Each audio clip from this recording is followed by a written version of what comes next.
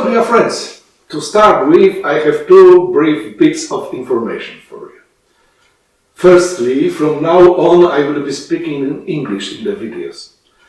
This will allow you to enable subtitles in several other languages. Simply click on Settings. Secondly, in the last three videos I have covered most of the steps in constructing end-grain boards. That's why starting today I am changing the formula a bit. Instead of verbal comments, there will be more precise shots and details shown in the video. Many really beautiful designs with a deep 3D effect are created on the hexagonal plan. The problem with the use in the construction of end-grain boards is that all of these patterns consist of hexagons made of slats with trapezoidal or triangular cross-sections. The patterns created in this way are quite large, and gaps often appear at the joints of the elements, which must later be filled with epoxy resin or sawdust mixed with glue. So far, only one of these patterns has been made using a simpler method of construction. 11 years ago, a colleague from the NTN wood channel showed his own way to make the cubes model from strips glued parallel at right angles. 6 years later, in a similar manner, he made the second pattern you see now at the top of the screen, although that realization was quite complicated and material intensive. And it is with this pattern that we will begin our adventure with hexagonal designs together, making them using my own method, also from strips glued parallel at right angles. I invite you to watch.